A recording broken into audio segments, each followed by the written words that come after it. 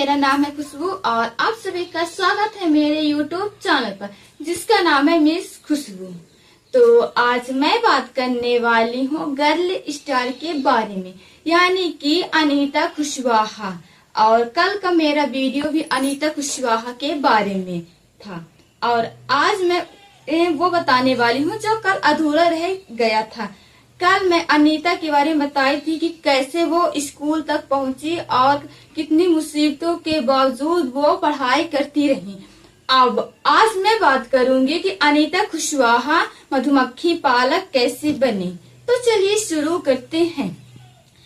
Anita Kushwaha school से मधुमक्खी पालक का विचार आखिर अनीता के मन में आया कैसे, चलिए शुरू करते हैं। अनीता के इलाके में बहुत सारे लीची के पेड़ थे और लीची के फूल मधुमक्खियों को लुभाते हैं, इसीलिए वहां के लोग मधुमक्खियों को पालकर उनके शहद निकालने का काम करते हैं। इसी वजह से अनीता ने सोचा कि क्यों ना मैं भी ये काम कर लूं और यहीं से अनीता बन जाती है मधुमक्खी पालक। तब अनीता गांव में मधुमक्खी पालने के एक सरकारी कोर्स में भाग लेती है। कोर्स में भाग लेने वालों में वो अकेली लड़की थी, बाकी सब लड़के ही थे। ट्रेनिंग के वक्त अनीता को पता चला कि अक्टूबर से सितंबर तक का समय मधुमक्खियों के अंडे देने का होता है और मधुमक्खी पालक शुरू करने का सबसे अच्छा समय भी यही होता है। अनीता मधुमक्खी पालने का कोर्स कर ली, लेकिन अपना काम शुरू करने के लिए उनके पास पैसे नहीं थे। तब उन्होंने कुछ समय तक इंतजार करी और बच्चों को पढ़ाकर 5,000 रुपए बचाए। इन्हीं पैसों से अनीता मधुमक्खी पालने के 2 बॉक्स खरीद कर लाए। एक बॉक्स की कीमत 2,000 रुपए थी। बाकी बचे हुए पैसे से मीठा घोल बनाने के लिए चीनी और छत्ते को साफ करने के लिए दवाइयाँ भी लाई थी। सितंबर का महीना था। दिसंबर तक उनके पास इतनी सारी मधुमक्खियां हो गई कि 2 बॉक्स भी उनके लिए कम पड़ने लगा। तब अनीता 2 बॉक्स और खरीद लाई।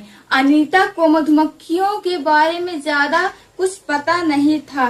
कई बार तो मधुमक्खियों ने उन्हें काट भी लिए, जिसकी वजह से उनके हाथ और चेहरा सूज गया था और दर्द भी बहुत हुआ था, पर कहती भी तो किससे। यह काम तो वो अपनी इच्छा के अनुसार ही शुरू करी थी ना। आगे लीची के फूल फरवरी में खिलते हैं और अनीता अब के पास 4 बॉक्स को लीची के बगीचे में रखा, जिन्हें हर बॉक्से में 12 किलो शहद मिला और उन्होंने बाजार में बेचा। तब पहली बार कमाई उन्हें मिली। फिर इसके बाद 20 बॉक्स और भी खरीदे थे। अनीता जो कि एक स्टूडेंट होने के साथ साथ वह मधुमक्खी पालक भी थी। इसके साथ ही अनीता रोज साइकिल से कॉलेज जाती थी। कॉलेज गांव से 5 किलोमीटर दूर शहर में है। जब वो कॉलेज के लिए जाया करती थी तो मधुमक्खियों के लिए चीनी का घोल तैयार करती है। इसमें उनका साथ उनके पिताजी भी देते हैं, जो पिताजी मधुमक्खियों की देखभाल और चीनी का घोल बनाकर उनसे शहद निकालने का काम करते हैं। और अनीता के इसी काम की वजह से सभी गांव के लोग उन्हें पहचानते हैं। इसके साथ ही गांव के सभी बैठकों में भी अनीता जाती हैं और लोगों को समझाती हैं कि पढ़ना सबके लिए कितना ज्यादा जरूरी है। कुछ लोग तो उस पर हंसते भी हैं, पर अनीता अपने कार्य में लगी रहती हैं। इसके साथ ही अनीता कुशवाहा होलसेलर बनना चाहती हैं, जिससे वह मधुमक्खी पालने वालों को शहद की सही कीमत दिलाने में मदद कर सके। और आज के टाइम में अनीता कुशवाहा अपने गांव में गर्ल स्टार के नाम से जानी जाती हैं और इसके साथ इनके भी जीवन में तमाम प्रकार की कठिनाइयां आई, पर इन सब के बावजूद भी वो डटी रही। वरना जिस गांव में लड़कियों लड़कियां स्कूल तक नहीं जाया करती थी, वहां अनीता अपनी जिद और मेहनत की वजह से कॉलेज तक पहुंची और कॉलेज के साथ साथ उन्होंने मधुमक्खियों को पालने का भी कोर्स की। जहां सिर्फ लड़के रहा करते थे, वहां वह एक अकेली लड़की रही जो मधुमक्खी पालने का कोर्स करी। इस बीच उन्हें बहुत सारे दर्द तकलीफ आए, इन सब के बावजूद वह डटी रही और आगे बढ़ती रही हैं। अनीता कुशवाहा सच में एक गर्ल स्टार हैं, क्योंकि इन्होंने तमाम प्रकार की कठिनाइयां सही हैं, जिसकी वजह से आज इन्हें जाना जाता है। अनीता कुशवाहा एक ऐसे गांव से आती हैं जहां लड़कियां कभी पढ़ाई नहीं करती थी।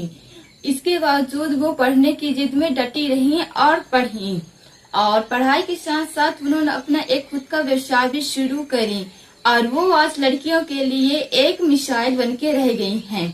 यानी आज के टाइम पे भले ही आप दो रोटी कम ही क्यों ना खाएं, पर पढ़ाई सबसे ज्यादा इम्पोर्टेंट है, क्योंकि पढ़ने के बाद आप शिक्षित हो जाते हैं और आपके अंदर इतनी काबिलियत आ जाती है कि आप कुछ कर सकते हैं। इसीलिए हर किसी को पढ़ना चाहिए और शिक्षा हम सभी के लिए बहुत ज्यादा आवश्यक है, चाहे अमीर हो या फिर गरीब।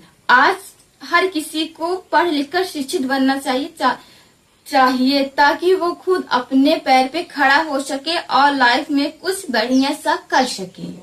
और जाने से पहले मैं बस इतना ही कहूंगी कि आप अपने सपनों के लिए वो सब करिए जो आप करना चाहते हैं।